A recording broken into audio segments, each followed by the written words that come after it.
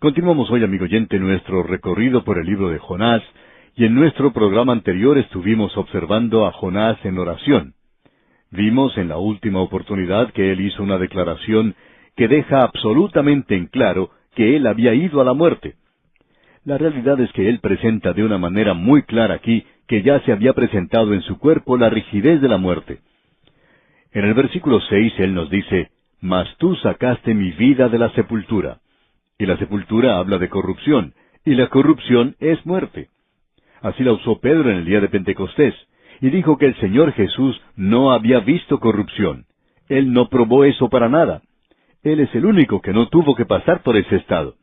Por tanto, lo que tenemos aquí es, según nuestro juicio, una declaración muy definitiva de que este hombre en realidad había muerto, y que el milagro aquí es la resurrección. Es un milagro mucho más grande, por cierto, que si él hubiera estado vivo dentro del pez.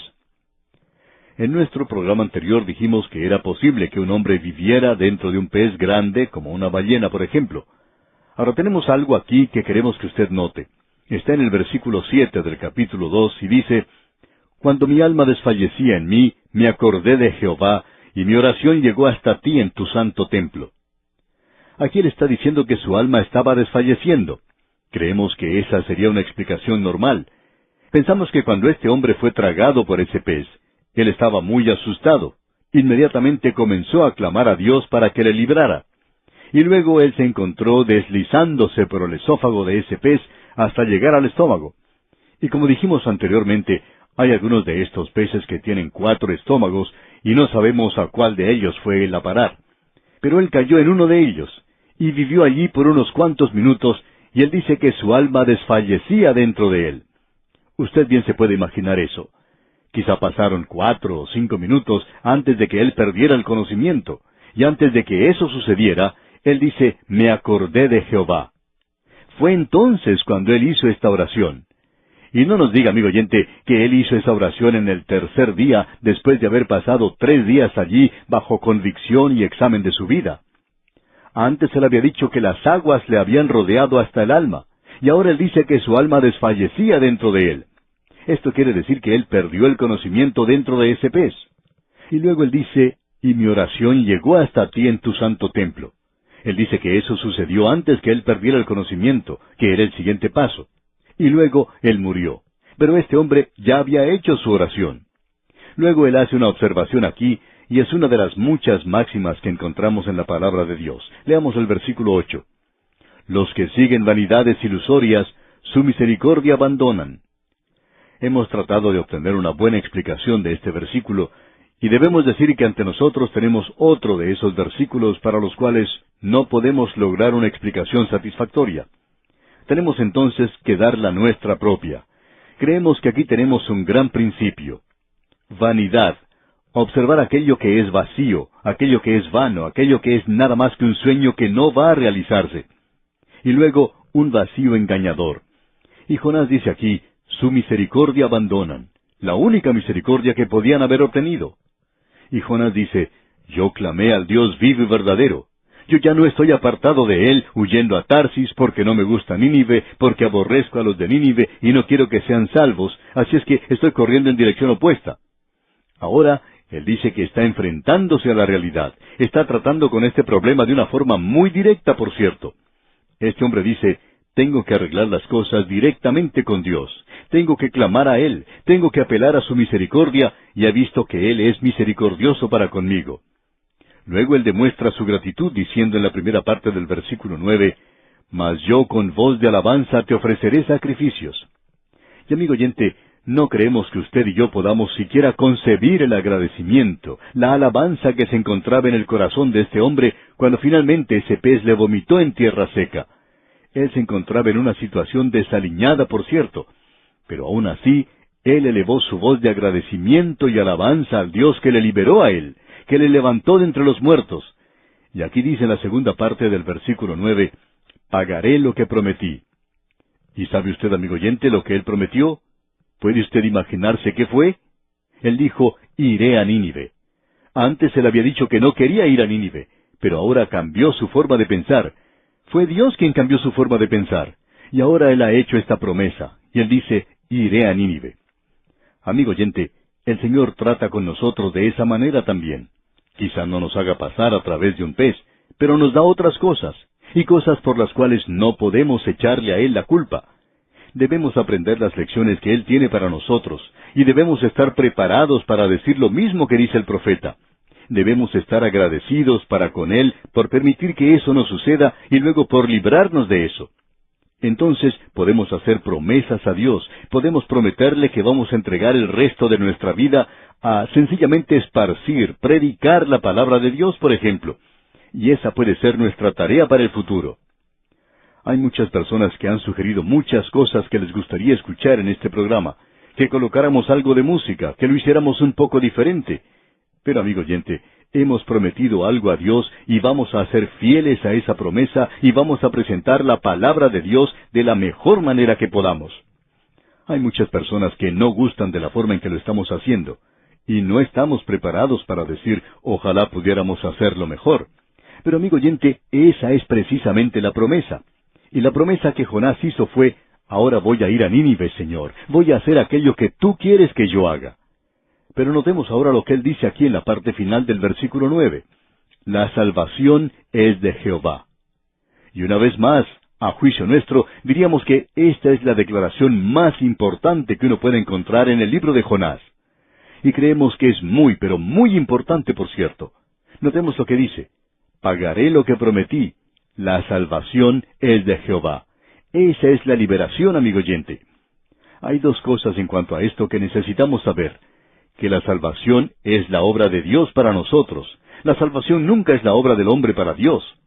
Amigo oyente, Dios no nos puede salvar por nuestras propias obras, porque lo único que nosotros podemos presentarle a Él es imperfección, y Dios sencillamente no puede aceptar eso. Él no acepta eso. Usted tiene que presentarse a Él en perfección, y eso es lo único que Dios puede aceptar. Usted y yo, amigo oyente, somos incapaces de ser perfectos. Por tanto, si nosotros dependemos de nosotros mismos y de nuestras obras, nunca podremos llegar a ser salvos, si eso dependiera solamente en que nosotros hiciéramos algo. Somos pecadores perdidos, muertos en nuestros delitos y pecados. Y si la liberación va a venir, tiene que venir del mismo modo en que le ocurrió a Jonás. Él no tenía ninguna esperanza dentro de ese pez. Pero si él iba a ser usado por Dios, y él iba a ser usado, entonces la salvación tenía que provenir del Señor. Si usted ha obtenido la salvación, es porque la salvación es del Señor, amigo oyente. La salvación es una cosa tan maravillosa que uno la puede colocar en 3 tiempos. Lo diríamos de la siguiente manera. En el pasado he sido salvo. En el presente estoy siendo salvo. Y en el futuro seré salvo. Así es que la salvación es totalmente la obra de Dios desde el principio hasta el fin. Observemos esto por unos momentos y en base a lo que la Escritura nos dice. He sido salvo. El Señor Jesucristo dijo, el que oye mi palabra y cree en mí, tiene vida eterna. En el momento en que usted viene a Cristo, usted tiene vida eterna. Eso es algo que tomó lugar en el pasado para quien es creyente. En algún momento en el pasado usted confió en Cristo, usted confió en lo que Él hizo. El que cree en el Hijo, dice la Escritura, tiene vida eterna. Amigo oyente, cuando usted confió en Cristo, no hubo nada que usted pudiera haber hecho. Él le ofreció eso a usted como regalo, como un don. El don de Dios es vida eterna en Cristo Jesús. Y nosotros podemos decir entonces que hemos sido salvos. Ahora podemos decir, yo confío en Cristo, en su obra. Y como dice el apóstol Pablo en su epístola a Tito, capítulo 3, versículo 5, nos salvó no por obras de justicia que nosotros hubiéramos hecho, sino por su misericordia, por el lavamiento de la regeneración, por la renovación en el Espíritu Santo. Ahora Dios no termina allí su actuación con usted. Él tiene la intención de obrar en nuestras vidas, y el mismo apóstol Pablo nos dice en su epístola a los Filipenses, capítulo 2, versículo 12, Ocupaos en vuestra salvación con temor y temblor, porque Dios es el que en vosotros produce así el querer como el hacer por su buena voluntad. Bueno, eso no puede obrar hasta que alguien haya obrado en ellos. Es necesario tenerlo, antes de que usted pueda obrar o realizarlo. Usted y yo tenemos que trabajar u obrar en nuestra salvación. Así es que el apóstol Pablo podía decir en su epístola a los Efesios, capítulo 2, versículo 8, porque por gracia sois salvos por medio de la fe, y esto no de vosotros, pues es don de Dios, no por obras, para que nadie se gloríe. Eso es algo fantástico, por cierto, amigo oyente. Pero él no se detuvo allí. Él continuó hablando, y lo que él dijo fue, porque somos hechura suya. ¿Nosotros somos obra de su mano?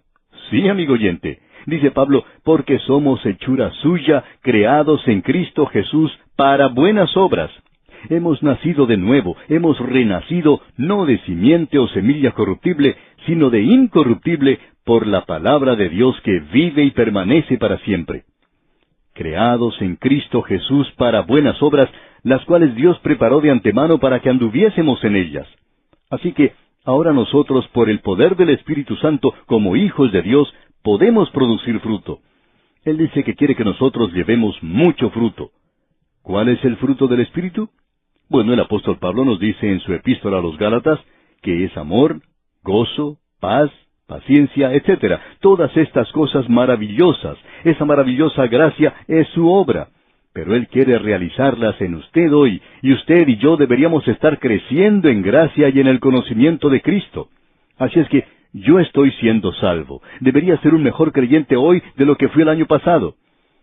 A veces nos desanimamos un poco en esto, porque pensamos que somos como ese gato famoso que subía por un palo durante las horas del día, pero que se resbalaba hacia abajo durante la noche.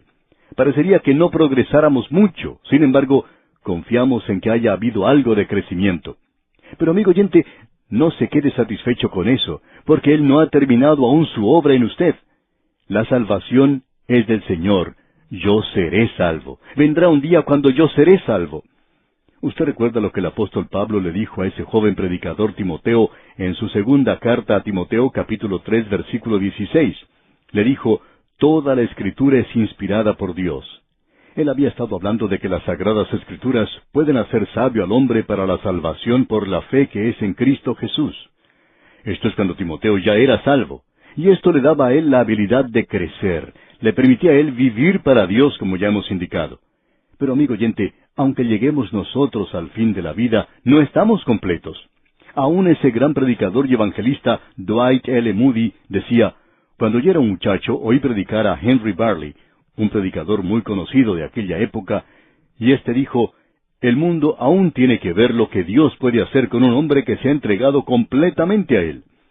Y Dwight Moody, un jovencito en aquella época, dijo que por la gracia de Dios, él quería ser ese hombre.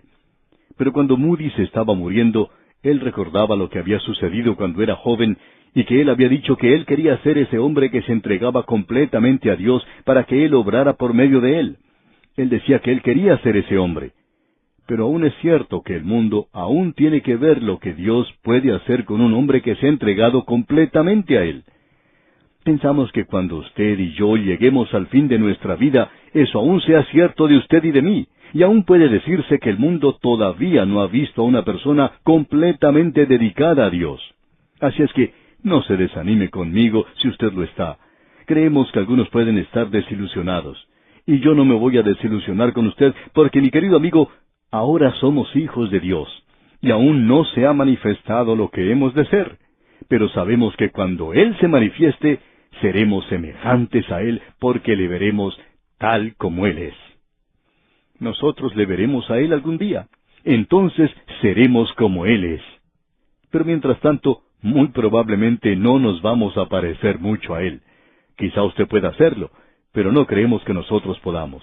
Pero en aquel día sí que seremos como Él. Y en aquel momento usted podrá deleitarse en mí, amigo oyente. Entonces va a poder amarme mucho. Y eso es lo que va a hacer del cielo algo maravilloso.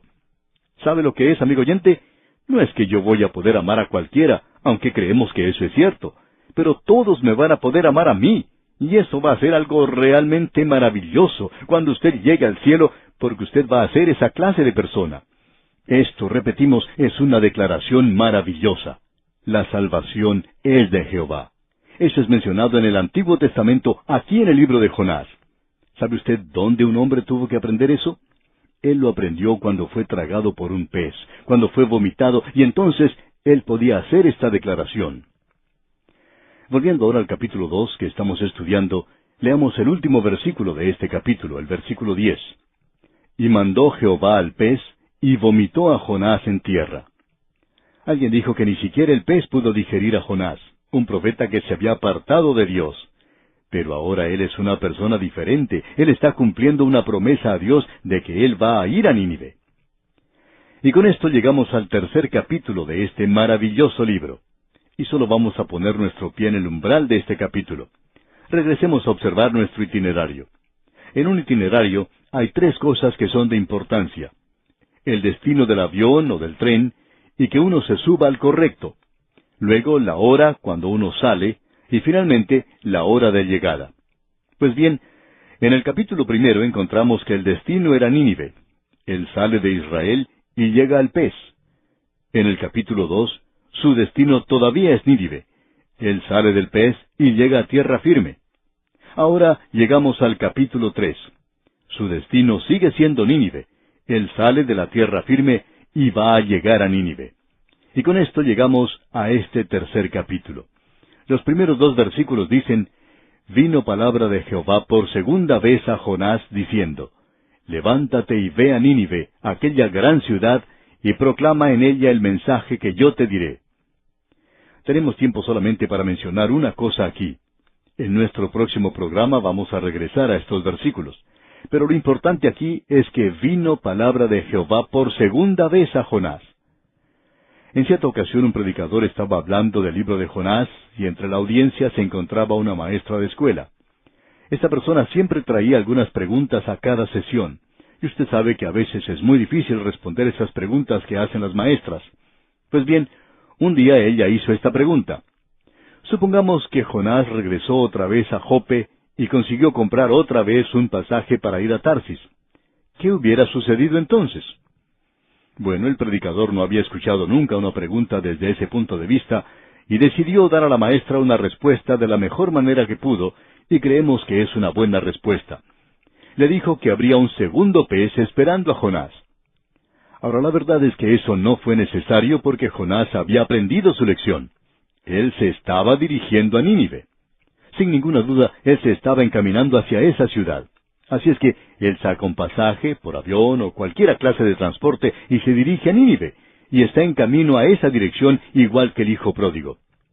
Ahora supongamos que este hijo pródigo, después de haber pasado ya un año y de haber regresado a la casa de su padre, dijera otra vez: «Padre, quiero irme a una provincia lejana». ¿Piensa usted, amigo oyente, que el padre le hubiera castigado? Pensamos que podría haber sido así. Pero lo interesante es que este joven no quería ir más a una provincia lejana. ¿Por qué? Porque él es el hijo del Padre, y él no quería ir a parar otra vez a la posilga. Los hijos de Dios pueden ir al pecado, pero de seguro que no van a vivir en pecado. Pero cuando usted vive en el pecado, amigo oyente, es lo mismo que ser un cerdo. Los cerdos viven en la posilga, pero los hijos de Dios viven en la casa del Padre. Esto es así de sencillo, amigo oyente, y es también así de importante. Ahora, vino palabra de Jehová por segunda vez a Jonás. Y vamos a ver, Dios mediante, en nuestro próximo programa, qué es lo que significa esta expresión, por segunda vez. Esa frase ha llegado a ser para algunas personas la declaración de mayor significado que se encuentra en las Escrituras. Y esperamos que esto sea una realidad para usted en nuestro próximo programa, porque hay muchas personas que necesitan esto en el presente. Continuamos hoy, amigo oyente, nuestro viaje por el libro del profeta Jonás, y llegamos al capítulo 3. Y vemos un versículo sobre el cual nos gustaría colocar una inscripción que pensamos es de importancia, y que la tomamos allá del capítulo 11 del Evangelio según San Lucas, versículo 30, y que dice: «Porque así como Jonás fue señal a los ninivitas, también lo será el Hijo del Hombre a esta generación». Eso fue lo que el Señor Jesucristo en su época manifestó. En el capítulo que acabamos de concluir, el capítulo 2 de Jonás, escribiríamos lo que dice allá el Evangelio según San Mateo, capítulo 12, versículos 39 y 40. Él respondió y les dijo: «La generación mala y adúltera demanda señal, pero señal no le será dada, sino la señal del profeta Jonás. Porque como estuvo Jonás en el vientre del gran pez 3 días y 3 noches, así estará el Hijo del Hombre en el corazón de la tierra 3 días y 3 noches». Creemos que la analogía aquí que nos presenta el Señor Jesucristo hace necesario definir que Jonás no estaba vivo, pasando un cómodo fin de semana dentro del pez, sino que él estaba muerto dentro de ese pez. Confiamos que el lenguaje del segundo capítulo de Jonás fue lo suficientemente impresionante para usted como para notar que este hombre no estaba describiendo allí un cómodo fin de semana, sino la terrible agonía por la cual él pasó antes de perder el conocimiento y luego morir. Dios va a darle a este profeta una segunda oportunidad ahora.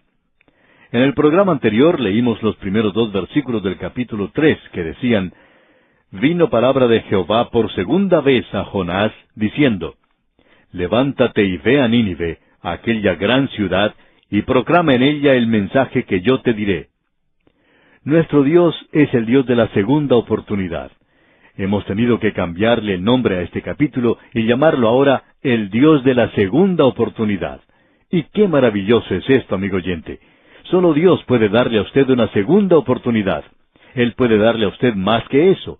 No sabemos cuántas veces nosotros hemos subido y bajado en esta escalera en la cual trabajamos, pero sabemos que Él nos ha dado por lo menos una docena de oportunidades diferentes y creemos que Él es muy paciente, por cierto.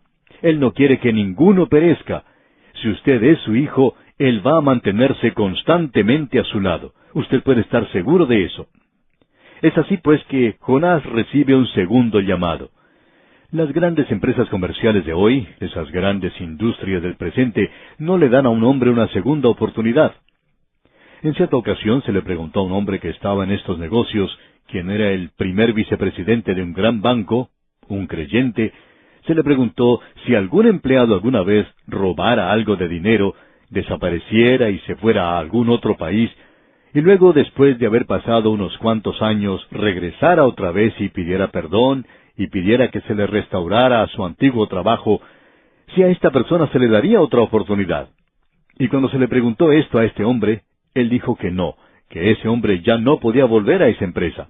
Allí no se le daría otra oportunidad. Pero es algo maravilloso, amigo oyente, el saber que Dios sí nos da una segunda oportunidad. Y aquí leemos en este capítulo 3 de Jonás: «Vino palabra de Jehová por segunda vez a Jonás».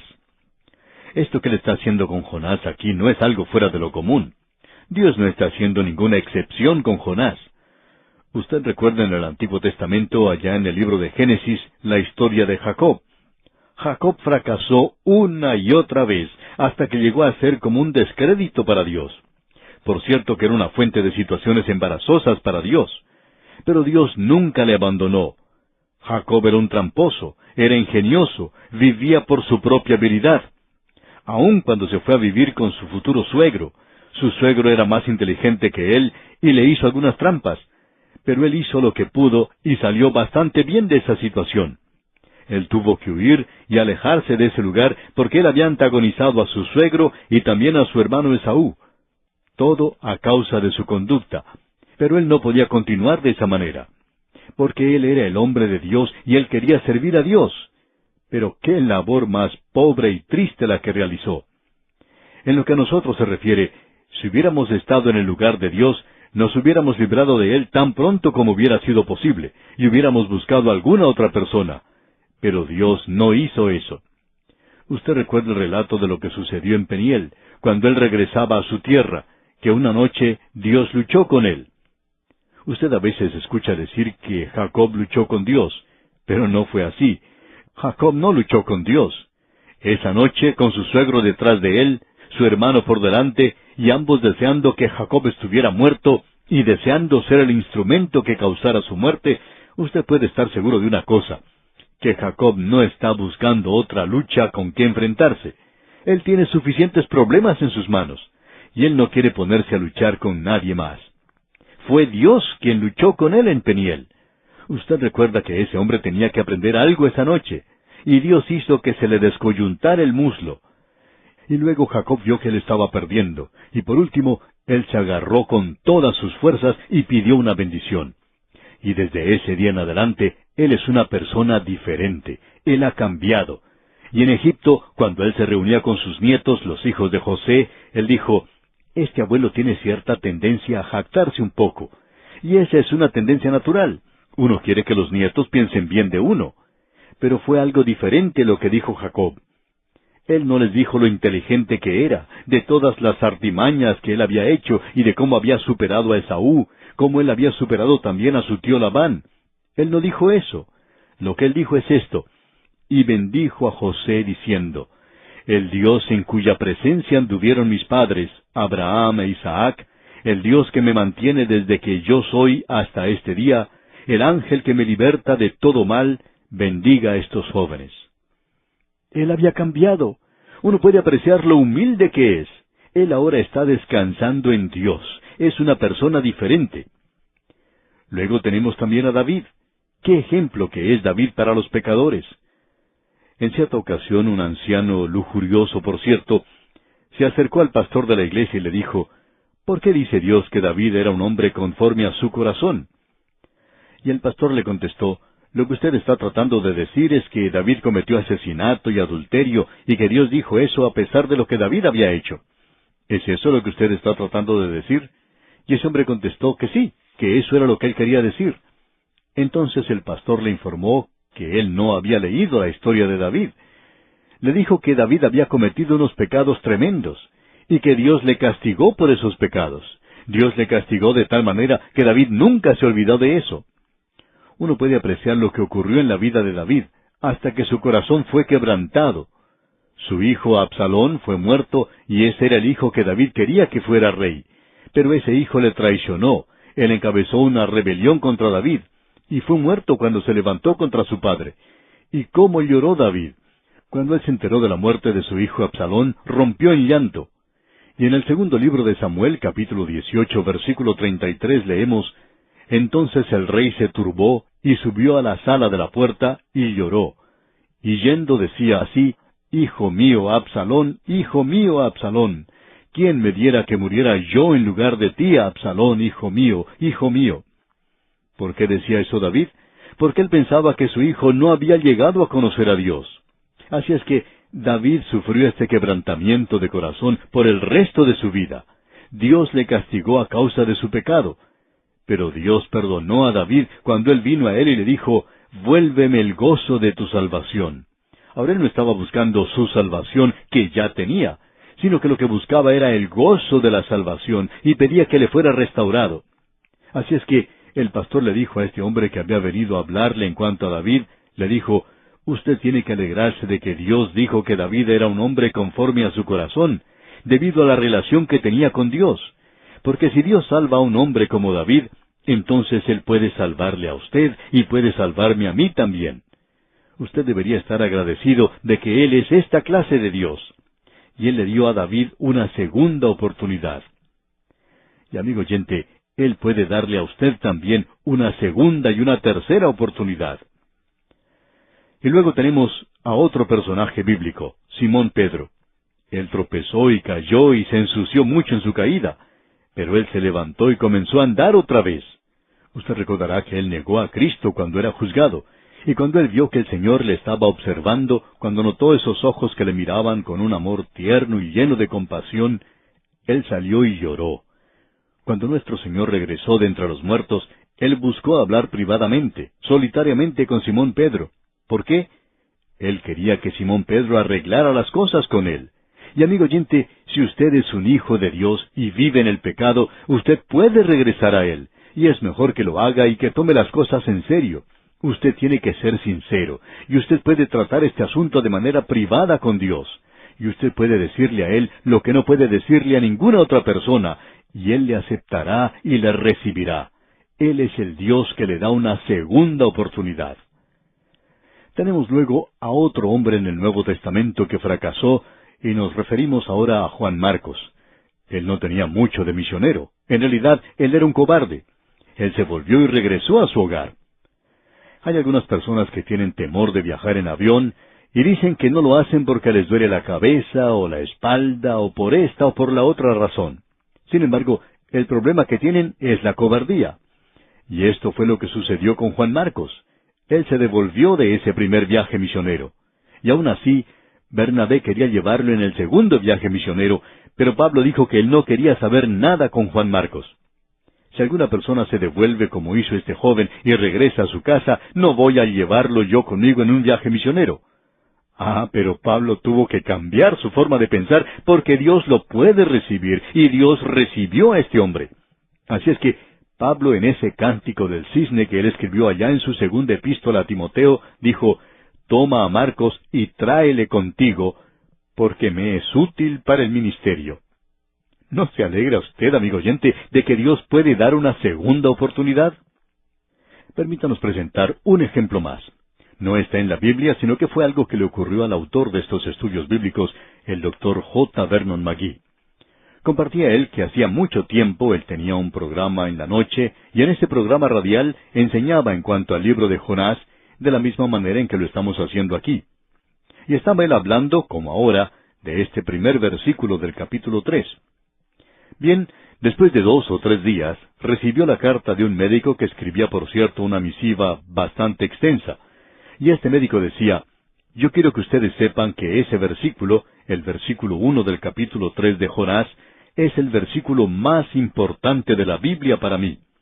Cuando ustedes dijeron que Él es el Dios de la segunda oportunidad, yo regresé a Él». Él contaba su historia en su carta. Decía que había vivido antes en la ciudad de Chicago, en los Estados Unidos, que había sido un médico muy destacado en la ciudad, así como también miembro de una iglesia. Hubo algunos problemas en la iglesia y a él se le echó la culpa por eso. Él no era culpable de eso, ya que no tenía nada que ver con lo que sucedió. Y aparentemente era relacionado con algo de dinero. De todos modos, a él se le echó la culpa de eso, pero él no era culpable. Y él se amargó mucho por esa situación y se fue de esa ciudad a vivir a California y a practicar la medicina allá. Pero él nunca se acercó a una iglesia. En su carta, él indicaba que nunca había entrado a una iglesia, pero que escuchaba los programas por radio. Y cuando el Dr. McGee dijo que Dios es el Dios de la segunda oportunidad, vino palabra de Jehová por segunda vez a Jonás. Él dijo, «Eso era para mí como un vaso de agua para una persona que se encuentra en el desierto muriéndose de sed. Eso tenía mucha significación para mí». El Dr. McGee le escribió una carta indicándole que sería bueno si regresaba a una iglesia y si nuevamente se entregaba a hacer las cosas del Señor. El médico escribió una vez más diciendo que ya estaba en una iglesia y que estaba trabajando para el Señor. Amigo oyente, Él es el Dios de la segunda oportunidad. Tenemos un Dios maravilloso, por cierto. Aquí tenemos una ilustración de cómo trata Dios a sus hijos. Cuando ellos pecan, ellos pueden regresar a Él. El hijo pródigo regresó a su hogar. Cuando él regresó, él no recibió un castigo, sino un banquete. Él no fue golpeado, sino que recibió besos. Se dio muerte a un becerro gordo en lugar de expulsar a ese joven del hogar. El Padre le recibió. Ahora nosotros vamos a poder ver cuán misericordioso es Dios para esta ciudad de Nínive, esta ciudad tan pecaminosa. Esto, según suponemos nosotros, es una de las grandes lecciones de avivamiento que tenemos, es decir, aquello que nosotros llamamos avivamiento, de un pueblo que se vuelve a Dios. Y esto es lo más grande que ha sucedido en cualquier lugar, incluyendo la Biblia. Amigo oyente, lo que sucedió en la ciudad de Nínive hace que lo que sucedió en el día de Pentecostés sea algo bastante pequeño. Allí hubo unos cuantos miles nada más, pero en la ciudad de Nínive hubo cientos de miles en esa gran ciudad que se volvieron a Dios. Esto ocurrió antes de que llegara la iglesia allí. Y el avivamiento más grande también tendrá lugar después que salga la iglesia de este mundo. Amigo oyente, Dios no depende nada más de la iglesia. En el día de hoy, Él está llamando a un pueblo de toda tribu, lengua y nación, y esa es la razón por la cual nosotros estamos tratando de esparcir su palabra, porque creemos que estamos llegando al momento, al fin de las edades, y Dios quiere que su palabra salga para que todos la puedan oír. Pero ese gran avivamiento, ese gran momento cuando muchos se vuelvan a Dios, está aún en el futuro. Y esta historia que tenemos aquí de Nínive es sencillamente un pequeño ejemplo de eso. Ahora notemos que Dios le da a Jonás una nueva comisión. En el versículo 2 de este capítulo 3 leemos, «Levántate y ve a Nínive, aquella gran ciudad, y proclame en ella el mensaje que yo te diré». Tenemos que hacer una pausa aquí y hablar un poco en cuanto a Nínive, esa gran ciudad. Era una gran ciudad y era bastante impía también. Geográficamente debemos decir que era una ciudad muy extensa, ya que cubría mucho territorio. Su posición era en forma de un triángulo, y en realidad la formaban 3 ciudades. Vamos a ver eso en la próxima oportunidad, Dios mediante. Allí en esa zona es donde un tributario del río Tigris se une a este río, y más arriba se encontraba Nínive. Luego había 2 ciudades más, y vamos a tener que esperar hasta el próximo programa para hablar de esas 2 ciudades. Pero juntas se encontraban en ese valle que era muy fértil entre esos 2 ríos. Vamos a ver que Jonás tuvo que demorarse bastante en hacer su viaje a través de toda esa zona, porque esa gran ciudad estaba formada por muchos suburbios, como los que conocemos en estos días. Como ejemplo, podemos señalar grandes ciudades como la Ciudad de México, por ejemplo, la ciudad de Buenos Aires, donde la capital se extiende hacia los suburbios y parece ser como una ciudad muy extensa, por cierto. Bueno, lo que tenemos aquí es la misma situación en lo que se refiere a Nínive. Y vamos a ver en la próxima oportunidad esto, y también el mensaje que este hombre Jonás llevó a esta gran ciudad, y cómo esta ciudad se volvió a Dios. No hay nada que se pueda comparar con esto, y se nos ha dado con un propósito muy definido, por cierto. Bien, amigo oyente, nos detenemos aquí por hoy porque nuestro tiempo ha culminado por este día. Sin embargo, retornaremos, Dios mediante, en nuestro próximo programa para la continuación de este estudio sobre el libro de Jonás, una historia real que tiene muchas lecciones espirituales para mejorar nuestra vida de relación con Dios. Le sugerimos leer los siguientes versículos de este capítulo 3 que acabamos de comenzar, para que esté así mejor informado de lo que estudiaremos en nuestra próxima visita. Continuamos hoy, amigo oyente, nuestro estudio en el libro de Jonás, y vamos a poder apreciar el gran cambio que tuvo lugar en una ciudad completa. Se nos presenta en la palabra de Dios, y es el registro del volverse a Dios más grande que haya ocurrido. Asiria en esta época era la mayor o la principal nación del mundo, y era temida como una nación muy brutal, la cual se había entregado a una inmoralidad terrible. Ahora, antes de considerar el versículo 2 del capítulo 3 de Jonás, vamos a regresar al itinerario que hemos estado usando para este libro, y vemos que Jonás va a salir de la tierra seca a donde había llegado cuando salió del pez, y su destino sigue siendo Nínive. Y él va a llegar a Nínive en esta ocasión. Ya no habrá un pez que le trague, ya no habrá un pasaje comprado con destino a Tarsis. Él está ahora en camino para hacer aquello que Dios quiere que él haga. Y en el versículo 2 de este capítulo 3 de Jonás leemos, «Levántate y ve a Nínive, aquella gran ciudad, y proclama en ella el mensaje que yo te diré». Ya se nos había dicho antes que esta ciudad de Nínive era una gran ciudad. El último versículo del libro de Jonás dice, «Y no tendré yo piedad de Nínive, aquella gran ciudad donde hay más de 120,000 personas que no saben discernir entre su mano derecha y su mano izquierda, y muchos animales». O sea que era una gran ciudad, por cierto. Y la razón por la cual era grande es muy obvia ahora. Los arqueólogos han descubierto mucho en cuanto a esta ciudad. Los críticos censuraban el libro de Jonás por muchas razones. Una de ellas es que en este libro Dios dice una y otra vez que esta ciudad de Nínive era una gran ciudad. Dice esto 3 veces en el libro de Jonás, y era una gran ciudad en extremo. Por cierto que era grande en pecado, pero también era una ciudad de gran tamaño. Y no se conocía mucho en cuanto a este lugar hasta 1845, cuando el inglés Sir Austen Layard fue el primero en examinar las ruinas de Nínive. Él y George Smith excavaron la antigua ciudad de Nínive. Nínive, propiamente dicha, o sea, las ruinas de Nínive, se encontraba situada a orillas del río Tigris, cercana a la actual ciudad de Mosul. Estaba construida en la forma de un trapecio, es decir, que tenía unos 4 kilómetros de largo y unos 2 kilómetros de ancho. Bueno, con eso nos damos cuenta que era un lugar de tamaño considerable. Ahora, francamente, debemos decir que esto no satisface las demandas del libro de Jonás. Pero, amigo oyente, Nínive se encontraba en la planicie a lo largo del río Tigris. En realidad estaba rodeada por ríos y estaba fácilmente fortificada. Dentro de ese recinto natural había varias ciudades prominentes, y el recinto estaba formado por el río Tigris de un lado, y en él desembocaba el río Altosab, y ambos formaban un valle en forma de triángulo entre esos ríos. Luego, en la zona norte, se encontraba una cadena de montañas. O sea que toda esa zona tenía fortificaciones naturales, es decir, los ríos y las montañas. Allí habían sido construidas 3 grandes ciudades.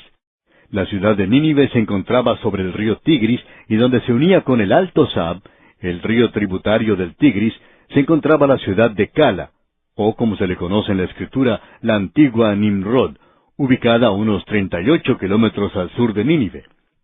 Como hemos dicho, Cala se encontraba en la confluencia del Alto Sab con el Tigris. La ciudad de Cala se encontraba a unos 18 kilómetros al oriente del río Alto Sab, así como Nínive se encontraba sobre el río Tigris. Ambas se encontraban en este recinto natural del que hablamos. Ahora, entre todo este grupo de ciudades conocidas como Nínive, en realidad Cala era probablemente la primera ciudad, luego Corsabat y luego Nínive. Nínive, por tanto, llegó a ser una gran ciudad, y toda esa zona fue llamada por su nombre. Ahora es interesante ver lo que dice el libro de Génesis en cuanto a eso. En el capítulo 10 de Génesis, versículos 11 y 12, leemos: De esta tierra salió para Asiria, y edificó Nínive, Rehobot, Cala y Resén entre Nínive y Cala, la cual es ciudad grande. Así es que la palabra de Dios a través de toda ella enfatiza el gran tamaño de esta ciudad. Se le ha dado el nombre de Nínive porque Nínive llegó a ser la capital. Quetesias, uno de los escritores antiguos, describe a Nínive como una ciudad cuyo circuito era de 480 estadios. Eso indicaría que tenía unos 48 kilómetros alrededor de la ciudad.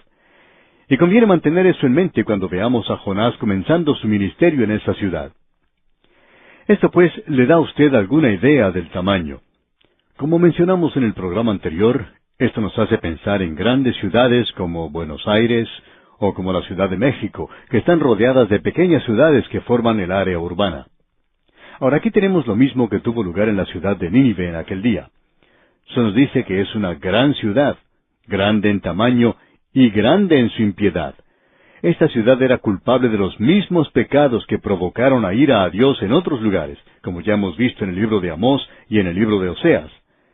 La razón por la cual Dios destruyó esas grandes ciudades fue en primer lugar debido al lujo y la lujuria, por la gran inmoralidad y por la clase de música que ellos tenían y a causa de la bebida.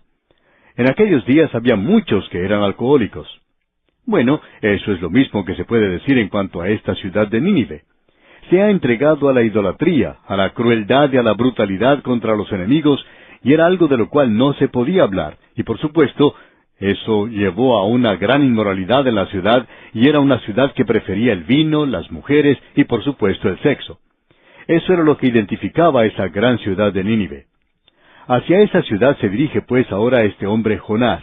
Él ha sido enviado allí con un mensaje.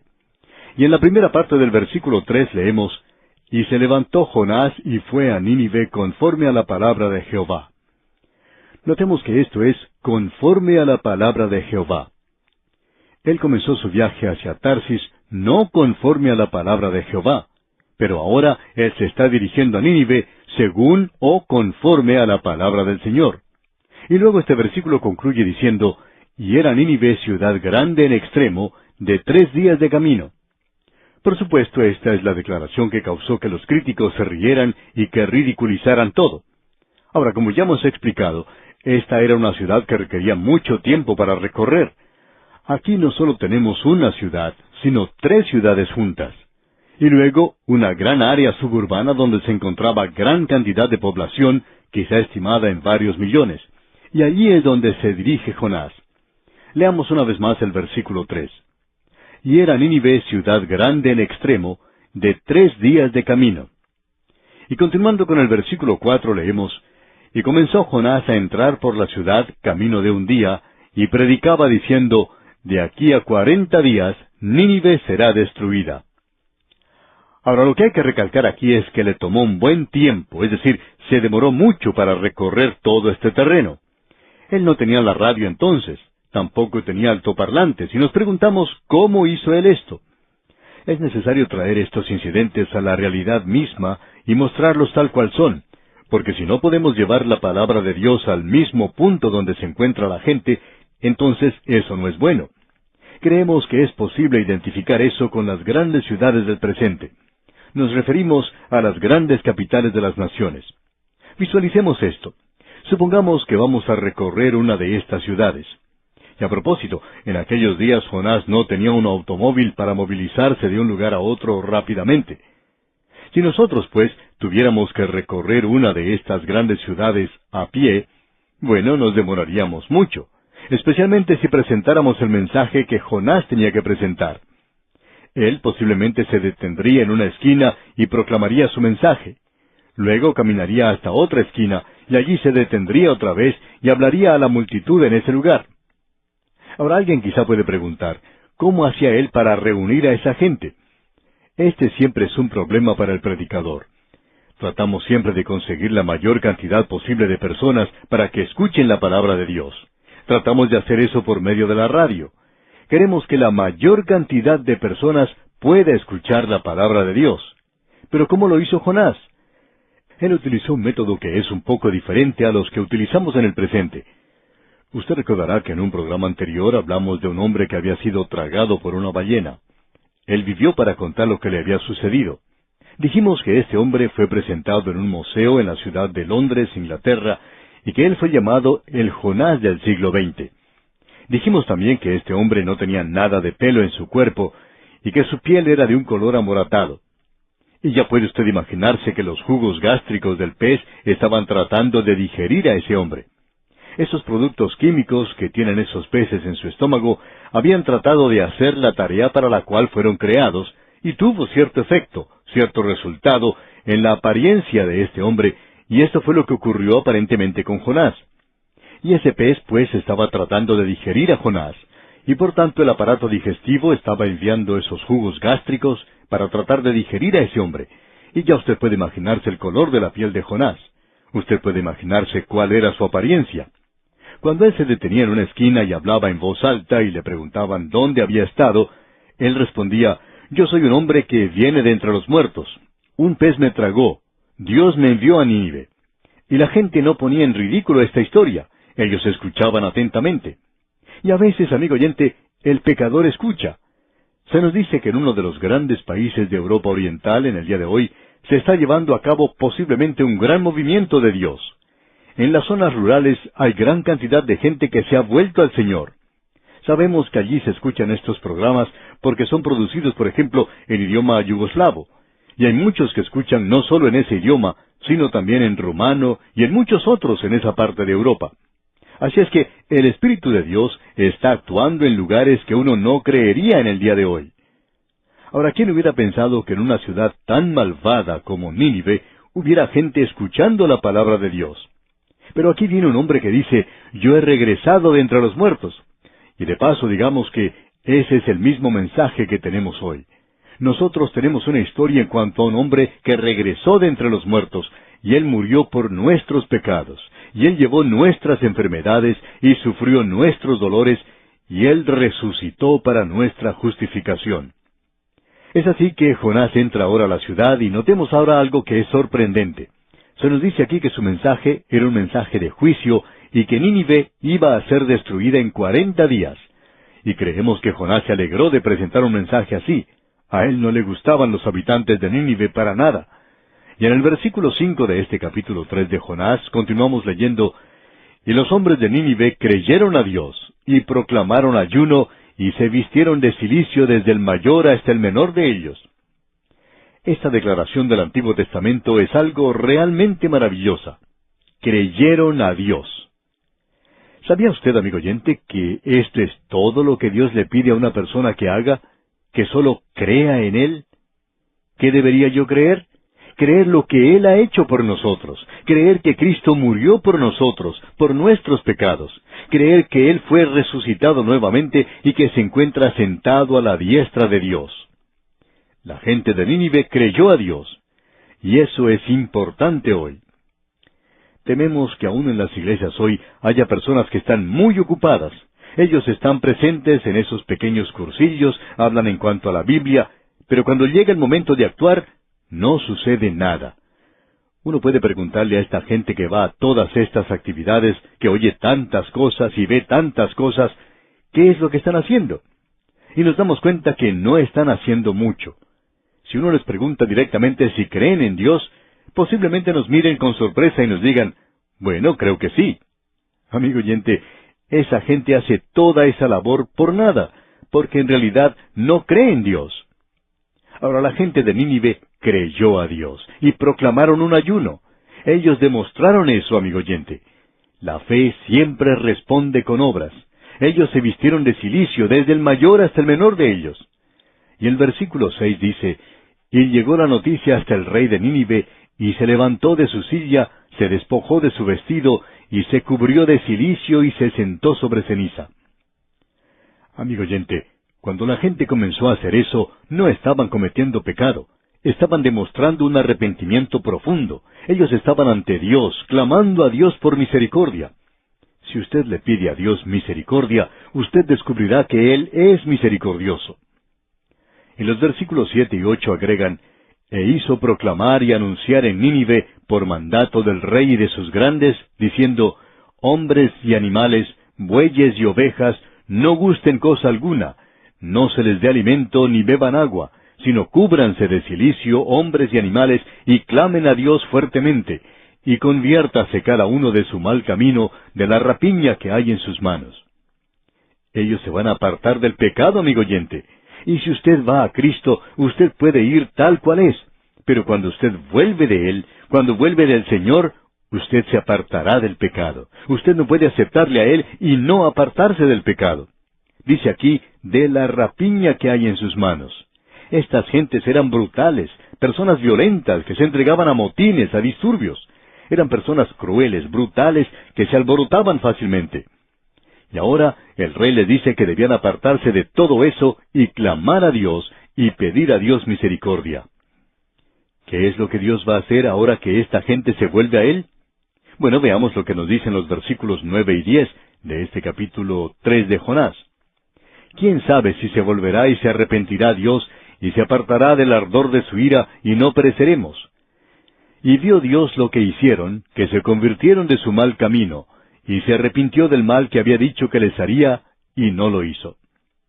Aquí tenemos lo que probablemente sea la declaración más rotunda en cuanto a Dios arrepintiéndose.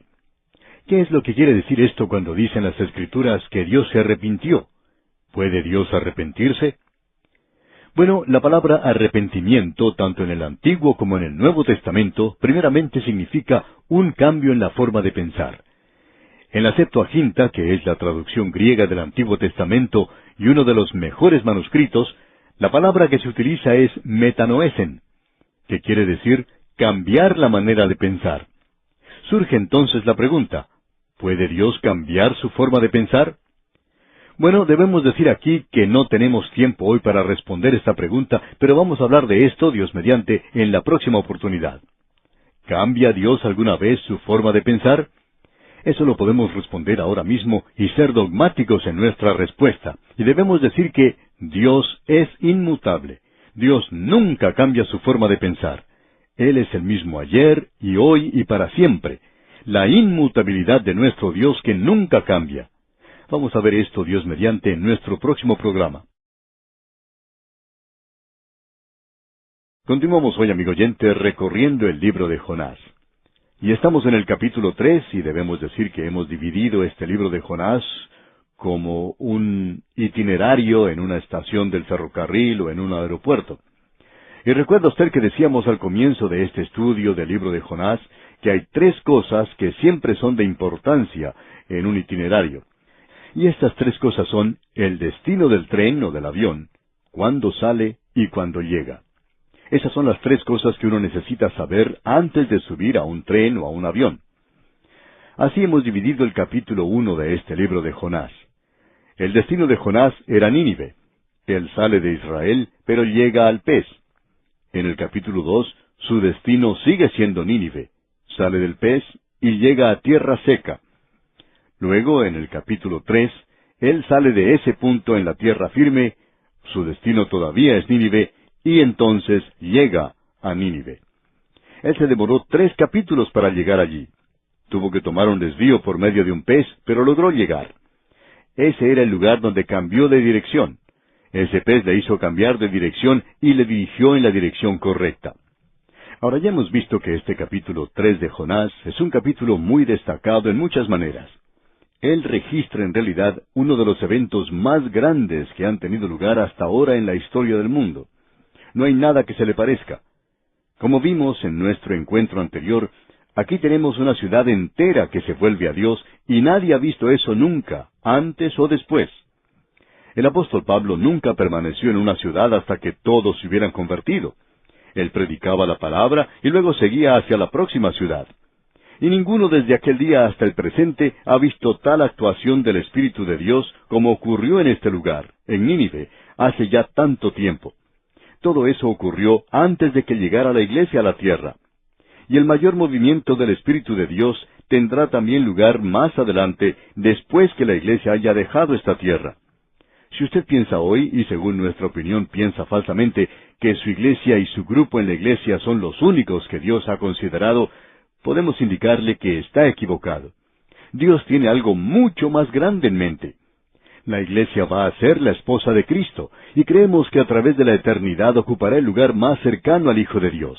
Pero amigo oyente, Dios ha tenido un propósito en mente antes de que la iglesia llegara aquí, y en realidad antes que el hombre mismo llegara a la tierra. Usted no se va a poner a pensar que Dios sencillamente estaba sentado sin hacer nada, esperando a que llegara el hombre. Según los evolucionistas, Dios tiene que haber estado esperando cansado ya para que el hombre se desarrollara. Sin embargo, existe una duda, como vimos en Abdías, de si el hombre se ha desarrollado mucho. El hombre puede ir más bajo aún que los animales. Por tanto, encontramos aquí que una ciudad entera ha oído la palabra de Dios y se ha vuelto a Dios. El método que utilizó Jonás es algo que enfatizamos en la oportunidad anterior, ya que la ciudad de Nínive era una ciudad muy grande, por cierto. No hay ninguna exageración cuando se habla del tamaño de esta ciudad. El hombre que escribió este libro ha estado en esa ciudad porque las excavaciones de ese lugar hoy revelan que allí hubo 3 ciudades en un lugar que era como un triángulo. Era la zona donde el gran río Sab, o el Alto Sab, desemboca en el río Tigris. Y en el lugar donde se encuentran estos 2 ríos había una ciudad. Esa era la ciudad de Cala. Luego, más arriba, en el Alto Sab, había otra ciudad más. La ciudad de Nínive se encontraba sobre el río Tigris, y estas ciudades eran protegidas en forma natural por los ríos y la cadena de montañas que cerraba ese triángulo. Quizá esta declaración parezca algo extraño en una época cuando las ciudades se protegían a sí mismas con muros y eran pequeñas y compactas. Una de las cosas que sorprende a muchas personas que van a Jerusalén es el hecho de que la ciudad amurallada es tan pequeña, y en realidad era más pequeña en los días del Señor Jesucristo y en los días de David que lo que es en el día de hoy. De modo que la ciudad amurallada era algo muy compacto. En realidad era una fortaleza y la gente que vivía fuera de ella entraba cuando había peligro. Ahora aquí lo que tenemos en realidad es 3 ciudades amuralladas. La ciudad de Nínive, que era la capital, y luego Cala, y luego una tercera ciudad, la ciudad de Corsabat. Y en ese valle tan fértil vivía una gran cantidad de personas que en un momento de ataque o asedio entraba a una de estas ciudades. Se nos informa que una de las razones por la cual Nínive cayó no fue a causa del enemigo de afuera, sino a causa de una inundación que se llevó parte de la sección de la muralla de la ciudad, ya que era una ciudad bastante grande y tenía una comunidad al lado de la otra. Jonás pues entró a la ciudad después de 2 días. Él se demoró 2 días para cruzar la ciudad y llevar ese mensaje. Él no utilizó ninguno de los métodos o las tácticas modernas. Él no utilizó ninguna de las artimañas que hay en el día de hoy. Él no llevó a personas famosas. No llevó consigo a ningún cantante. Él no entretuvo a la multitud. Ese no era su método. El método que él utilizó fue el decir que él era un hombre que venía de entre los muertos. Y creemos que eso era algo bastante espectacular y que atraía a la gente. Cuando un hombre ha pasado 3 días y 3 noches dentro de un pez, su apariencia no es la misma que la que era cuando él entró a ese pez. Aún así, este hombre fue capaz de traer un mensaje a esa ciudad. Una de las cosas más extrañas que sucedió allí es que nosotros no creemos que Jonás tuviera demasiado entusiasmo. Él no sentía ningún entusiasmo, y eso probablemente vamos a verlo hoy. Debemos destacar otra vez que toda la ciudad se arrepintió y se volvió a Dios. Eso es algo muy destacado, por cierto. En realidad, eso era algo muy sorprendente. Se nos dice que desde el rey hasta la persona más humilde, todos se volvieron al Señor y clamaron a Dios. Ellos creyeron a Dios. ¡Qué época, qué momento más glorioso y maravilloso fue ese! En el día de hoy escuchamos que hay avivamiento en ciertos lugares. Si uno tiene oportunidad de visitar esos lugares, se puede dar cuenta que no alcanzan a un nivel como para llamarlo en realidad un avivamiento.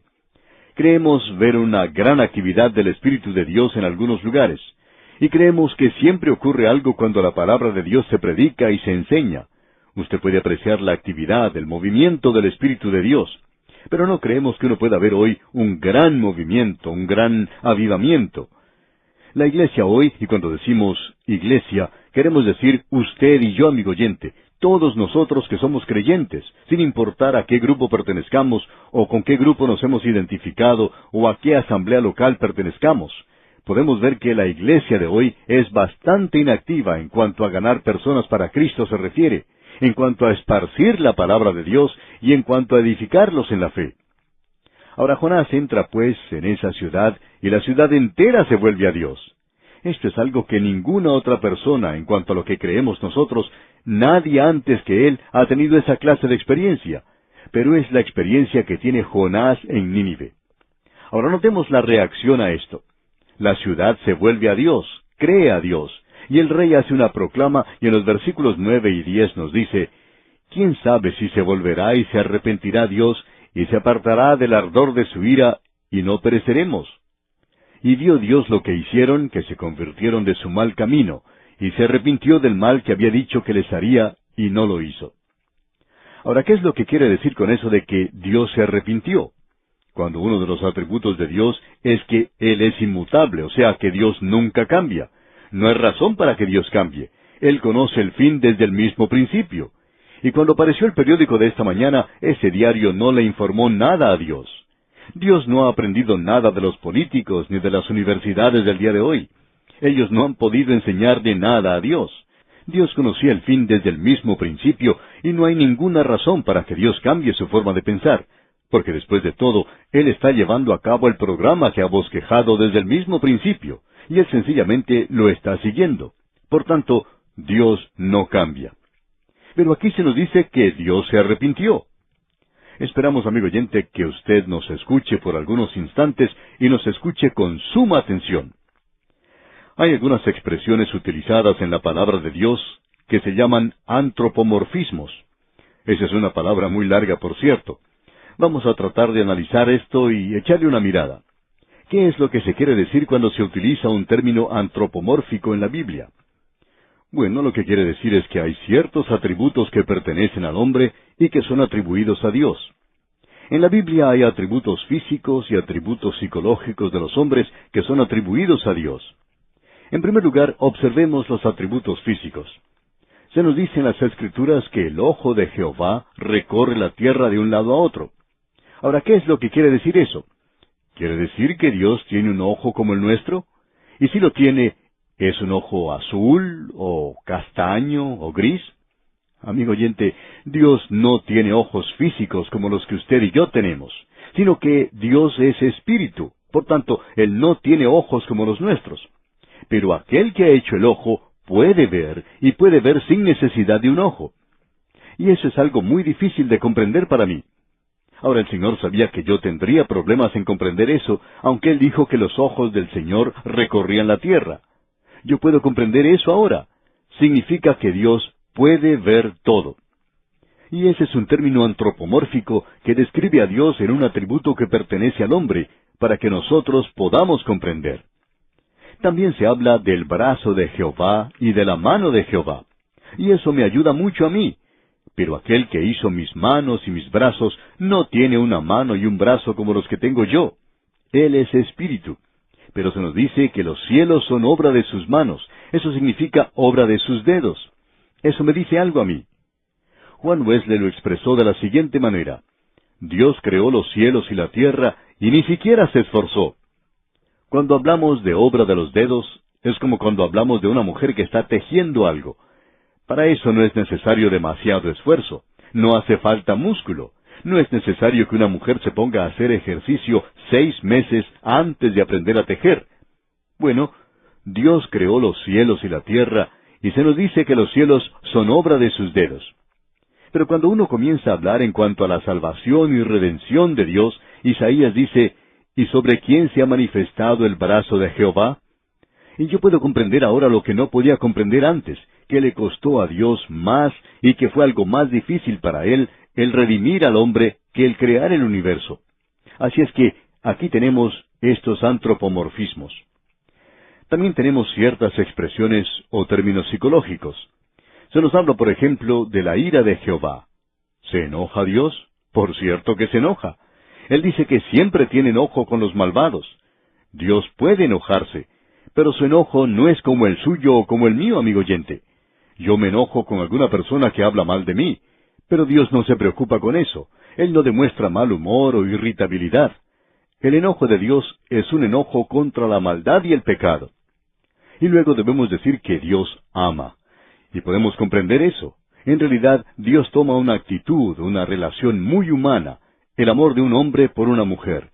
Usted puede encontrar eso expresado en el pequeño libro de Ruth. Y eso es expresado una y otra vez. La iglesia es llamada la novia de Cristo. Eso nos dice algo. Nos dice algo del amor de Dios. Dios le ama y usted no puede evitar que Él le ame, amigo oyente. Pero ahora, aquí tenemos algo diferente. Dios se arrepiente. Eso indica que Él ha cambiado su forma de pensar. Eso es lo que significa cuando se aplica a mi persona, digamos. Cuando yo me arrepiento, indico que he cambiado mi forma de pensar. Hice algo que estaba mal, ahora veo que estaba mal, entonces me vuelvo de esto y voy a Dios y le pido perdón. He vuelto al lado de Dios. Eso es lo que significa el confesar sus pecados. Usted viene y se pone de acuerdo con Dios en cuanto a eso. Ahora, ¿se arrepiente Dios de esa manera? ¿Cambia Él su forma de pensar así y dice, yo me equivoqué aquí, no debía haber destruido a Nínive? No, amigo oyente. Hay algunas cosas que debemos notar aquí. La ciudad de Nínive tenía dos opciones cuando Jonás entró a la ciudad. Ellos podían rechazar el mensaje de Dios, podían ignorarlo y podían dejar de prestarle atención. Pero si ellos hacían eso, entonces iban a ser destruidos. Dios nunca cambió eso. Pero ellos podían aceptar el mensaje de Dios. Ellos podían volverse a Dios, que fue lo que hicieron, y entonces Dios podría librarles y salvarles. Dios es inmutable, Él nunca cambia. Su palabra es rechazada cuando la gente se aparta de Él y entonces están perdidos. Pero cuando ellos se vuelven a Él, Él siempre los salva sin cuidado de quiénes son ellos. Por tanto, ¿quién fue el que cambió? ¿Cambió Dios? No, amigo oyente, parecería que sí ha sido así. Jonás había dicho, en 40 días esta ciudad va a ser destruida. Dios los va a destruir, pero Dios no la destruyó. ¿Acaso es que Dios rompió su palabra? No, amigo oyente, Dios es el mismo ayer y hoy y para siempre. Y esa ciudad tenía dos opciones. Si ellos no hubieran aceptado, entonces hubieran sido destruidos. Pero ellos aceptaron el mensaje de Dios. Ellos creyeron en Dios. Ellos se apartaron de su maldad. Dios no cambió. Dios siempre es el mismo. Dios siempre salvará a la gente cuando esta gente se vuelve a Él. Y fue así como esta pobre gente pagana en la ciudad de Nínive fue salva. Desafortunadamente hay muchas personas paganas hoy que gustan de criticar la Biblia cuando ven en este libro aquí que dice que Dios se arrepintió. Amigo oyente, parecería que Él se hubiera arrepentido, pero es necesario que los paganos estudien esto y descubran quién fue el que se arrepintió. Dios no cambió, sino que fue la ciudad de Nínive la que cambió, y eso hizo de esto aquí algo completamente diferente. Y con esto llegamos al final, al último capítulo del libro de Jonás. Y el último capítulo de este libro es como un apéndice, porque hablando francamente, cuando uno llega al fin del capítulo 3, podría escribir sobre él, misión imposible cumplida. Ya se había logrado todo. El problema ahora no es Nínive, el problema ahora es Jonás. Jonás era una criatura problemática, y Dios tuvo más problemas con este profeta Jonás que con una ciudad entera llena de gente pagana, brutal y cruel. Y amigo oyente, creemos que todavía es cierto eso. Creemos que Dios está teniendo más problemas con los creyentes que con las personas que no son salvas en el mundo. Y creemos que usted puede estar de acuerdo con nosotros. Amigo oyente, Dios tiene problemas en el día de hoy. Bien, llegamos ahora a este último capítulo, el capítulo 4 de Jonás, y este hombre tiene ahora un nuevo destino. Él va a salir de Nínive y él se alegra de salir de esa ciudad. Su destino ahora es una calabacera. Podríamos decir que es como uno de esos lugares fuera de la ciudad formado por casas rodantes. Y alguien quizá nos va a decir que eso no existía en aquel día. Bueno, pero ¿cómo sabe usted que no había eso en aquel día? Jonás salió, él buscó un lugar donde pudiera acampar. Él sale de la ciudad de Nínive, sale de esa ciudad y ese es su destino. Él está esperando que Dios destruya la ciudad. ¿Y a dónde va a llegar él ahora? Él va a llegar al corazón de Dios, y no conocemos un lugar mejor donde llegar para cualquier persona que el corazón de Dios. Este profeta va a llegar allí. Dios va a buscar ahora el ganarse a Jonás. Y este capítulo 4 va a demostrarnos el hecho de que Dios nunca interferirá con su libre voluntad, amigo oyente. Él no va a obligarle a usted en ningún asunto. Usted es un agente moral libre. Dios ha movido el cielo y el infierno. Él vino por el camino de una cruz y está llamando a la puerta de su corazón. Pero Él no va a pasar de allí hasta que esa puerta sea abierta. Y tiene que ser abierta desde adentro. Él nunca va a derribar esa puerta. Él nunca empujará esa puerta por sí mismo. Nunca va a entrar sin ser invitado. Así es que Él va a tener que tratar con este asunto del profeta que se aparta y que tiene una voluntad bastante fuerte. Jonás aborrece a los ninivitas, y Dios va a tratar de ganar a Jonás para que él vea el punto de vista de Dios. Bueno, veremos esto, Dios mediante, en nuestro próximo estudio. Mientras tanto, le sugerimos, amigo oyente, que lea todo el capítulo 4, el último capítulo de este libro de Jonás, para estar familiarizado con lo que estudiaremos en nuestro próximo programa. Llegamos hoy, amigo oyente, al último capítulo de este libro de Jonás. Como dijimos anteriormente, este capítulo es como un apéndice al libro, ya que la misión había sido cumplida. Al principio, usted recordará, habíamos organizado cada capítulo como un itinerario en una estación de ferrocarril o en un aeropuerto. En estos itinerarios se indica la hora de salida, la hora de llegada y el destino del tren o del avión. Y este hombre había salido de Israel, del reino del norte, probablemente de Gat-Hefer, su pueblo natal. Su destino era Nínive, y le tomó 3 capítulos para llegar a su destino. Él cumple la misión que Dios le había encargado, y la ciudad entera se vuelve a Dios. Ahora el libro debería terminar allí, pero no es así. Dios ahora tiene que ganarse al profeta. Y en el capítulo 4 tenemos que el destino es un campamento fuera de la ciudad de Nínive. El profeta sale de Nínive, ya no se está dirigiendo a esa ciudad, sino que está saliendo de allí. Y él llega al corazón de Dios. Si nos hubiera tocado a nosotros el privilegio de llevar el mensaje a la ciudad de Nínive, y hubiéramos visto el resultado que él vio, creemos que hubiéramos ido a la oficina de teléfonos y hubiéramos llamado a nuestra ciudad, a nuestro hogar, para contarle a la gente lo que había sucedido, y que ellos también alabaran a Dios por lo que se había logrado. Nos hubiéramos regocijado en eso. Pero eso es porque estamos donde estamos, y bajo circunstancias completamente diferentes. Porque si hubiéramos estado en el lugar de Jonás, y en el pez en el que él estuvo, quizá hubiéramos sentido lo mismo que él sentía, porque esto es algo que realmente parece increíble.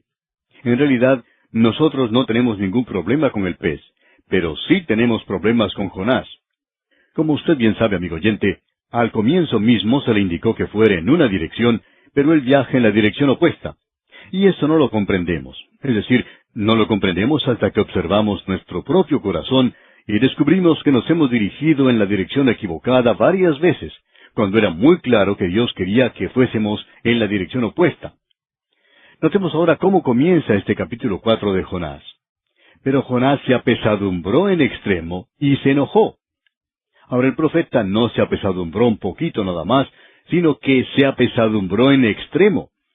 Él no estaba un poquito enojado, sino que estaba muy enojado. Ahora, ¿por qué está enojado este hombre?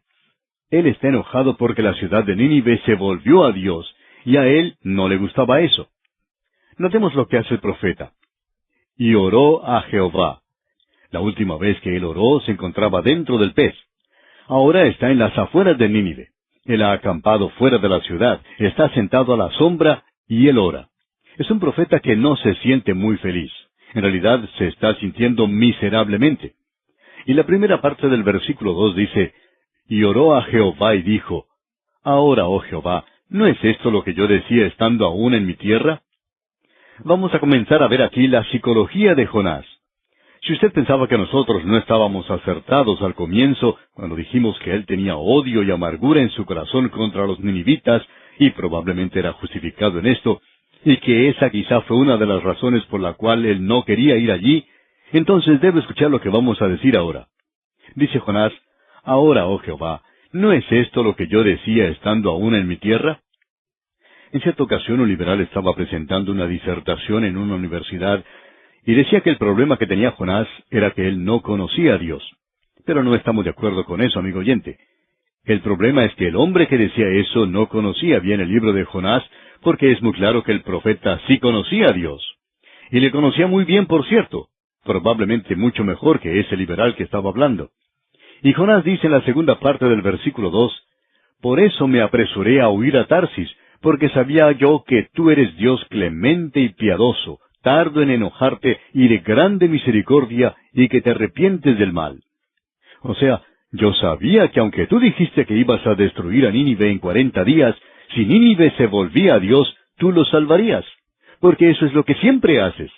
Eso es lo que Jonás decía. Yo sabía que ibas a hacer eso. Porque Jonás conocía a Dios. Y conociendo a Dios, él dice, yo aborrezco a los ninivitas. No quiero que sean salvos. Quiero que Dios les castigue. Así es que él se dirige en otra dirección. Él decía, esa gente de Nínive, si se vuelve a Dios, entonces Dios los salvará. Y uno no puede confiar en los ninivitas. Ellos quizá aparenten algo bueno, y quizá solo digan que se han vuelto a Dios.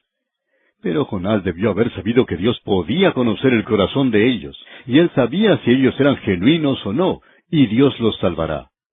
Amigo oyente, Jonás sabía cuán misericordioso, cuán bueno y clemente era Dios. Ahora él se encuentra apesadumbrado y enojado. Y escuche lo que dice aquí en el versículo 3. Ahora pues, oh Jehová, te ruego que me quites la vida, porque mejor me es la muerte que la vida. Queremos observar a este hombre porque hubo dos grandes profetas en las Escrituras que dijeron la misma cosa. Querían que Dios les quitara la vida. Es decir, ellos estaban al borde del suicidio. Cuando Elías huyó de Jezabel, aquí tenemos a otro profeta huyendo, fue algo muy diferente, por cierto. Él huyó hasta Beerseba, y ese era el lugar de partida para la península de Sinaí. Él dejó allí a su criado y continuó andando tan lejos como podía. Y cuando ya ha perdido el aliento y sus fuerzas, logra arrastrarse debajo de un enebro y dice, basta ya, oh Jehová, quítame la vida. Y cuando un hombre hace eso, y es un hombre de Dios, ese hombre está exhausto, está físicamente agotado, así como también mental, espiritual y psicológicamente agotado. Es una persona completamente exhausta. Eso era lo que ocurrió con Elías. Elías había estado muy ocupado, usted recuerda, y por cierto que su actuación lo demuestra, amigo oyente. Él se había enfrentado a los profetas de Baal en el Monte Carmelo. Él había estado delante del público, y este hombre que amaba lo espectacular, amaba lo dramático, al final encuentra que está completamente agotado. Y cuando él se entera que Jezabel lo está buscando para matarle, huye hacia una provincia apartada, lejana. Y aquí tenemos a Jonás, y creemos que usted estará de acuerdo con nosotros de que él también ha pasado por una situación donde ha estado muy, pero muy ocupado. Hasta ha tenido que estar dentro de un pez. Él ha tenido una experiencia bastante descollante, por cierto. Y él ha llegado a la ciudad de Nínive y ha presentado la palabra de Dios, y ahora está agotado. Esa ciudad, por su parte, se ha vuelto a Dios. Y este profeta está sobreexcitado, agotado por el trabajo excesivo, con los nervios sencillamente destrozados. Y él quiere morir. Y aquí tenemos algo que puede aplicarse a muchos de nosotros, que llegamos a una situación similar. Llegamos a un lugar donde pensamos que ya no podemos hacer nada más. Queremos abandonarlo todo. Ya no queremos seguir avanzando. Nos sentimos cansados y agotados. Ahora, el desear estar muerto es una de las cosas más tontas que uno pueda querer hacer. Pero hasta donde nosotros sepamos, nadie ha muerto por sencillamente desearlo. Hay muchas personas que mueren de cáncer o de problemas al corazón y de muchas otras enfermedades. Pero esta gente no muere simplemente por desear estar muerto. Así es que Jonás en realidad está perdiendo el tiempo. Ahora Dios habla con Jonás, y queremos que usted se dé cuenta de la forma misericordiosa en que Dios trata con este profeta. El versículo 4 de este capítulo 4 de Jonás nos dice, y Jehová le dijo, ¿haces tú bien en enojarte tanto? Alguien ha traducido esto de la siguiente manera: ¿es el hacer bien algo que no te agrada? Y eso es lo que Dios quiere decir. Dios dice: Jonás, yo he salvado a Nínive porque eso es lo que yo quiero hacer. Y yo salvo a los pecadores, y quería que tú les llevaras ese mensaje de juicio para ver si ellos se volvían a mí o no se volvían. Y si ellos se han vuelto a mí, entonces yo los salvo. Así sucedió y los he salvado. Y si hay gozo en el cielo por un pecador que se arrepiente, por una oveja que vuelve a Dios, entonces habrá habido allí una gran fiesta cuando toda Nínive se volvió a Dios. Y él dice: ¿no te complace, Jonás, que hayas salvado a los de Nínive? Y Jonás estaba muy ofendido, enfadado, y en la primera parte del versículo 5 se nos dice: y salió Jonás de la ciudad y acampó hacia el oriente de la ciudad. Usted tiene que haber notado que la zona es un poco montañosa en ese lugar, y él busca un lugar elevado. Él se buscó un buen lugar donde pudiera contemplar toda la ciudad. ¿Por qué? Porque él no confiaba en la gente de Nínive.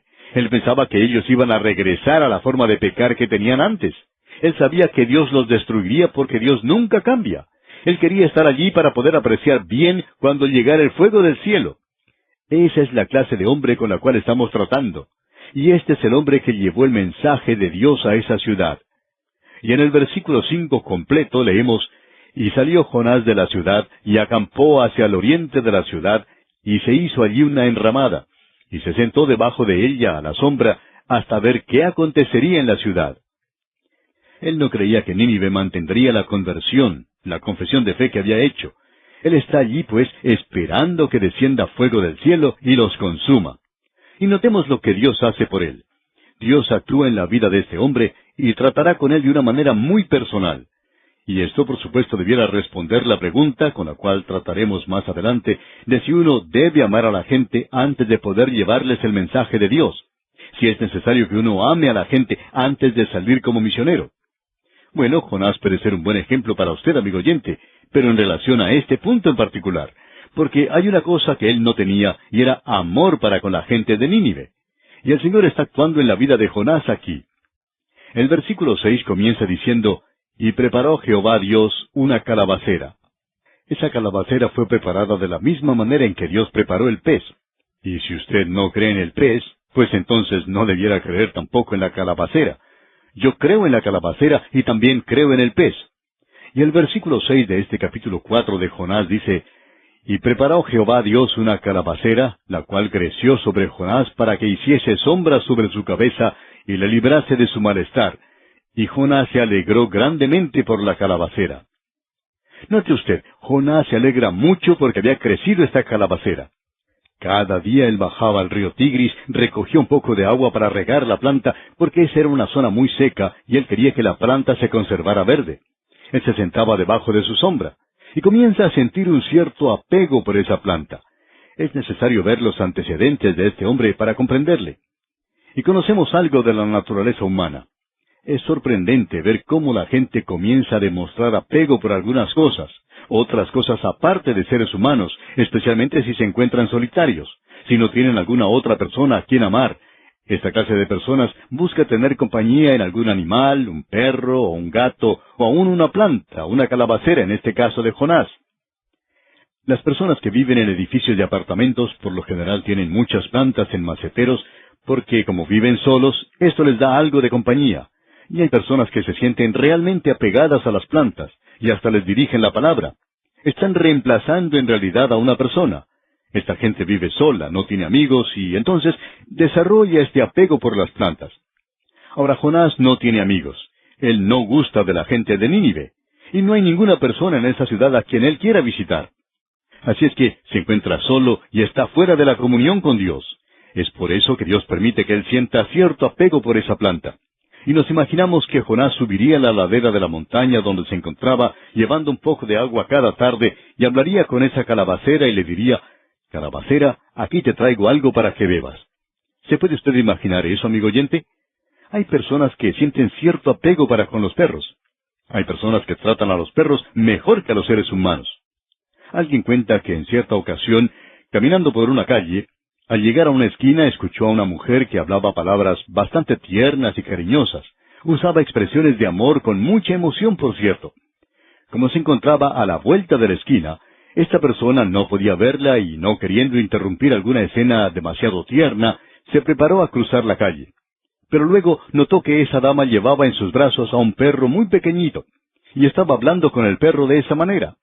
Ahora no sabemos si sería una mujer casada o soltera, pero estamos seguros que, si era casada, su esposo nunca le escuchó hablar de una manera tan dulce y tierna como ella le estaba hablando al perro. Bueno, eso es lo que Jonás estaba haciendo con la calabacera. Se había apegado mucho a esa planta. Y ahora Dios va a actuar en la vida del profeta. Notemos lo que dice aquí el versículo 7. Dice, pero al venir el alba al día siguiente, Dios preparó un gusano, el cual hirió la calabacera y se secó. Dios había preparado un gusano. Y ese gusano, amigo oyente, es tan milagroso como el pez. Y ese gusano sencillamente hirió a la calabacera porque los gusanos no se enamoran de las calabaceras, sino que les gusta comérselas. Y el versículo 8 continúa diciendo, y aconteció que al salir el sol, preparó Dios un recio viento solano, y el sol hirió a Jonás en la cabeza y se desmayaba, y deseaba la muerte, diciendo, mejor sería para mí la muerte que la vida. Realmente Jonás deseaba morir, y es algo que no le va a dar resultado. Mientras el profeta se encuentra en ese estado, Dios actúa. Y Dios le dice a Jonás, aquí en el versículo 9 leamos, entonces dijo Dios a Jonás, ¿tanto te enojas por la calabacera? Y él respondió, mucho me enojo, hasta la muerte. Jonás le dice a Dios, lo único que yo tenía y que vivía, lo único que yo tenía y podía cuidar, era esta calabacera que creció en este lugar y que me alegraba. Y ahora un gusano vino y se la comió. Ahora me he quedado solo otra vez. Y notemos lo que dice el Señor aquí en el versículo 10. Y dijo Jehová, ¿tuviste tú lástima de la calabacera en la cual no trabajaste, ni tú la hiciste crecer, que en espacio de una noche nació y en espacio de otra noche pereció? Dios le está diciendo a Jonás que la calabacera no significa nada. Amigo oyente, no nos gusta decir esto en realidad, pero un gatito o un perrito no son o no significan nada. Pero un ser humano tiene un alma. Y lo interesante de notar es que Dios no le pide a uno que ame a los perdidos antes de ir a ellos. Él dice, yo amo a los perdidos, yo quiero que tú vayas a ellos. Y eso es lo que le está diciendo a Jonás. Jonás, yo amo a esta gente de Nínive. Y en el versículo 11 dice, y no tendré yo piedad de Nínive, aquella gran ciudad donde hay más de 120,000 personas que no saben discernir entre su mano derecha y su mano izquierda y muchos animales. Dios le dice a Jonás, yo he perdonado a esta ciudad. ¿Y qué es lo que quiere decir con aquella gran ciudad donde hay más de 120,000 personas que no saben discernir entre su mano derecha y su mano izquierda? Bueno, quiere decir que son como niños pequeñitos. Dios dice, tú no querrías que yo destruyera esa ciudad, ¿verdad, Jonás? Tú en realidad no quisieras que yo castigara a esa gente. Y si tú sientes cierto apego a una calabacera, ¿por qué no puedes amar a la gente de Nínive? A esto podemos darle la siguiente aplicación, amigo oyente. En algunos colegios bíblicos, los maestros enseñan que si uno va a servir como misionero a algún otro lugar, uno debe amar a la gente a la cual va a predicar el mensaje. Y en realidad, con eso no estamos de acuerdo, porque uno no puede amar a cierta clase de gente antes de llegar a conocerla. Eso lo podemos aplicar a nosotros mismos en la tarea que tenemos. Si uno va a tomar el pastorado de una iglesia, por ejemplo, no puede hacerlo porque ame a la gente de ese lugar, porque no le conoce. Uno va allí porque siente que Dios quiere que vaya. Pero luego uno comienza a amar a esa gente, la va a visitar cuando está enferma en el hospital, está a su lado cuando llega la muerte. Acompaña a los amigos y familiares al cementerio. Uno está con ellos cuando se celebra un matrimonio, y cuando uno sale de ese lugar, puede estar seguro que allí deja a muchas personas a las cuales ama de veras. Y en realidad, uno los ama en el Señor. Pero uno no los amaba antes de ir a ese lugar porque no les conocía. Y Dios está diciendo a muchas personas hoy, yo quiero que tú vayas y lleves la palabra de Dios a los perdidos. Y uno contesta, yo no los amo. Y Dios dice, pero es que yo nunca te pedí que los amaras. Te pido que vayas a ellos. No podemos encontrar en ninguna parte donde diga que Dios le pidió a Jonás que fuera porque él amaba a esa gente. Él le dijo, Jonás, yo quiero que tú vayas porque yo los amo. Yo amo a los ninivitas. Y quiero salvar a la gente de Nínive. Quiero que tú les lleves el mensaje.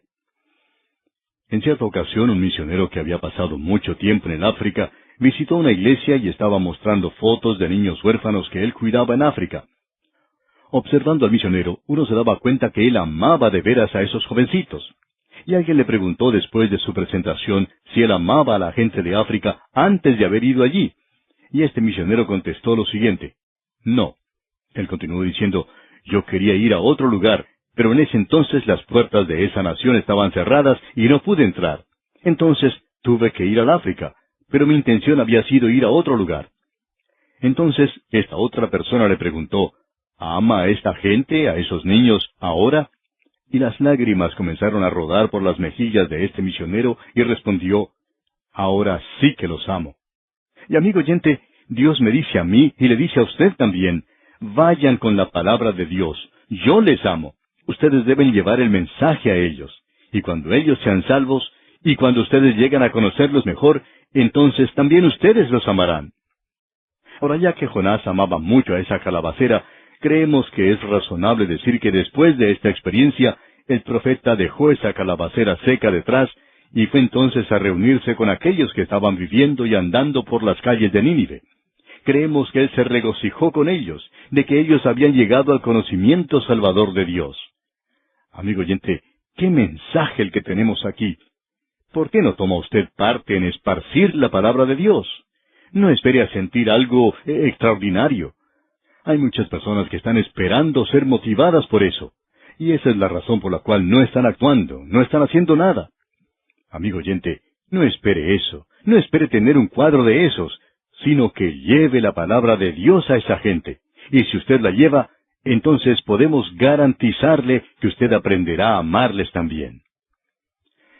Y así, amigo oyente, llegamos al final de nuestro estudio de este pequeño libro de Jonás. Confiamos que haya sido de verdadera bendición para usted.